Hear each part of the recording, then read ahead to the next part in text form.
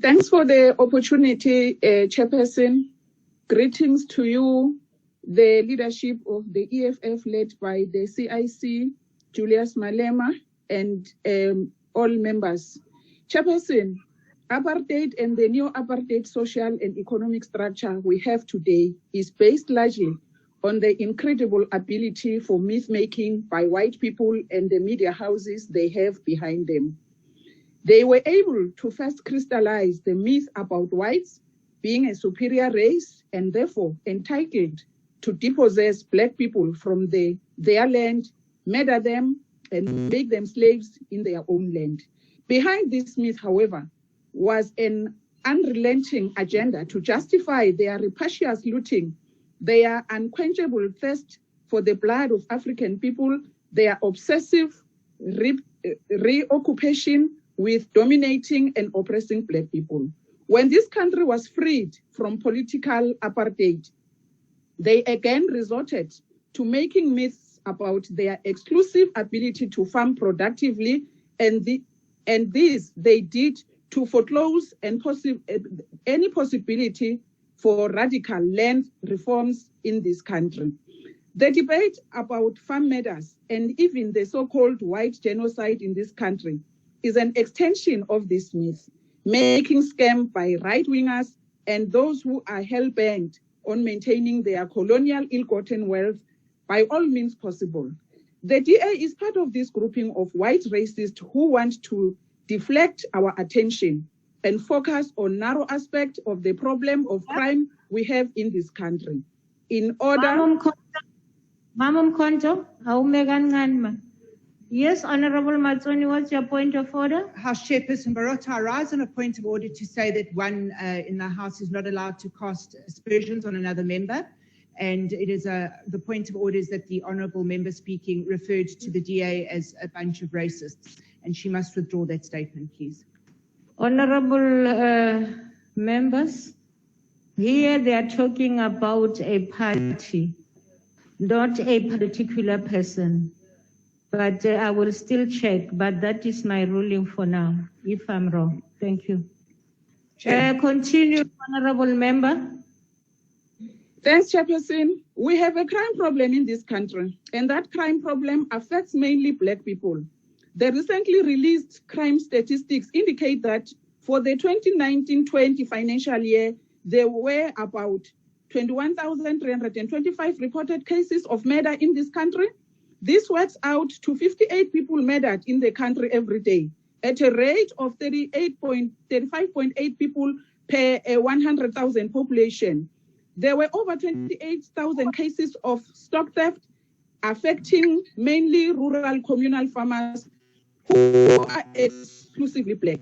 In this year alone, there were 80 attacks on farms between January and March and 48 between April and June. There is no justification for any of these attacks on farms, as there is no justification for the senseless murder of old women accused of witchcraft in the Eastern Cape and the brutal killings happening every day in Inyanga and Umlazi.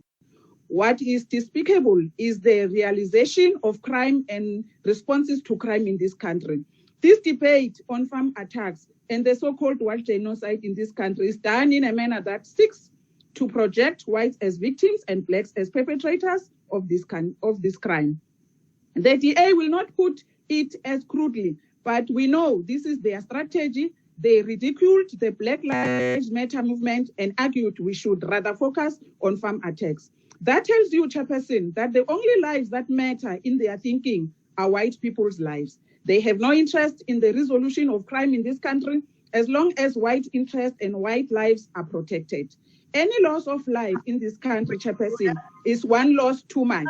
Any violation of rights is regrettable and must be tackled by the state.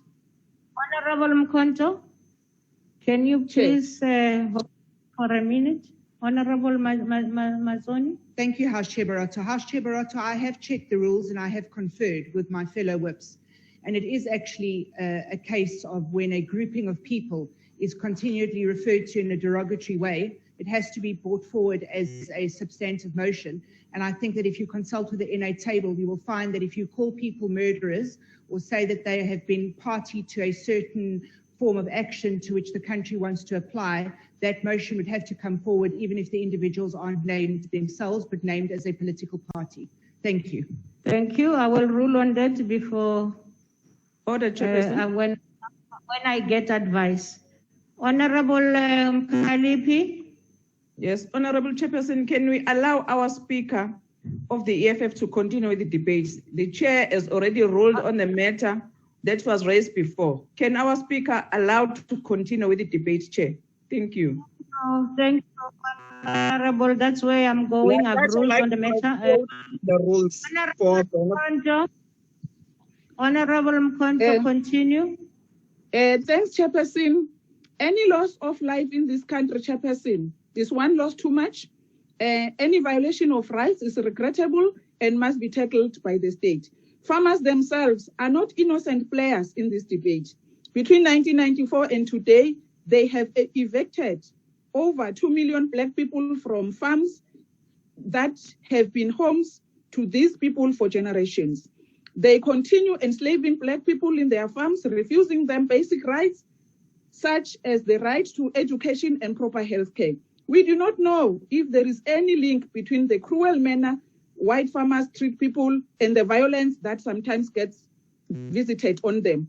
Whatever the case is, we must look at having a comprehensive approach to fighting crime in this country and not prioritize farm attacks as our apex priority, because doing so will inevitably lead us to talking about race and racism. Thanks very much, Chairperson. Thank you, the Honorable Member. The next speaker is the Honorable Singh. Thank you very much, Honorable Chairperson. Honorable Chairperson, our country has been brought to its knees by the invisible enemy of COVID-19. It targets South Africans indiscriminately, attacking men, women, and children from across our communities, destroying families, and to add insult to injury, at the same time, devastating our economy. Just as COVID-19 attacks innocent, unsuspecting South Africans, so do the ruthless criminals that attack our farming communities. Barely does a week go by without us reading in the media of yet another unwarranted attack on a farmer, a farm worker, or members of their families. The Honourable Minister is also aware of attacks on Amakosi recently, not only in KwaZulu-Natal but in other provinces, but Babanango is a case in point. On Saturday, the 4th of July, Zakia Amajan, a 26-year-old pregnant wife and mother, was brutally murdered on a farm in Weenan, KwaZulu-Natal. She gave her life and that of her unborn child as she valiantly tried to protect her other 2 children. Then this past weekend, there was another violent killing of husband and wife at the farm in Normandein. Honorable Chairperson, these violent murders of black and white shook the nation and prompted this very debate. But where is the justice for these families? Have any arrests been made? Police embarked on a quote-unquote urgent investigation at the start of July on one of these cases. It is now September, and it appears that no progress has been made.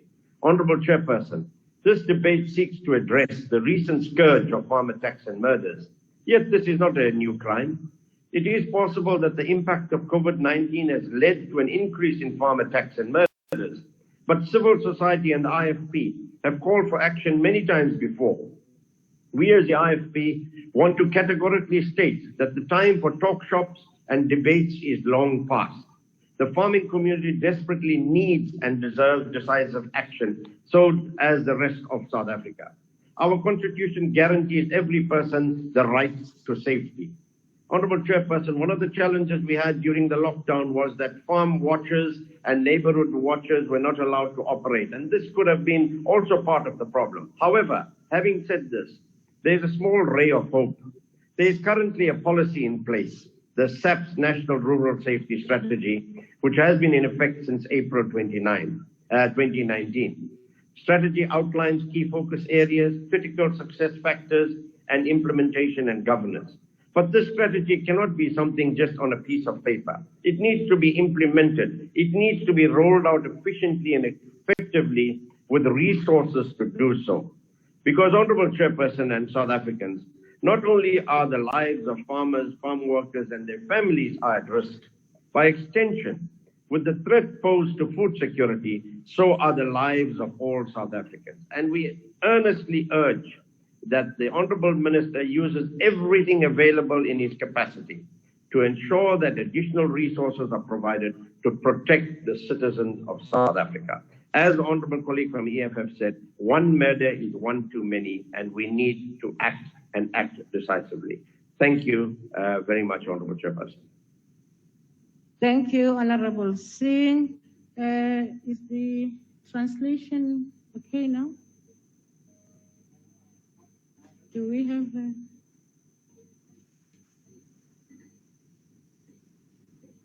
Okay. Honorable members, I just wish to apologize before that the translation is only on a virtual platform. For now, they are still trying to arrange that we get it also. My apologies. Honorable Groenewald. I find that we have a specific debate on farm murders in South Africa. In fact, the first debate we had on the 14th of March in 2017, when I requested a similar debate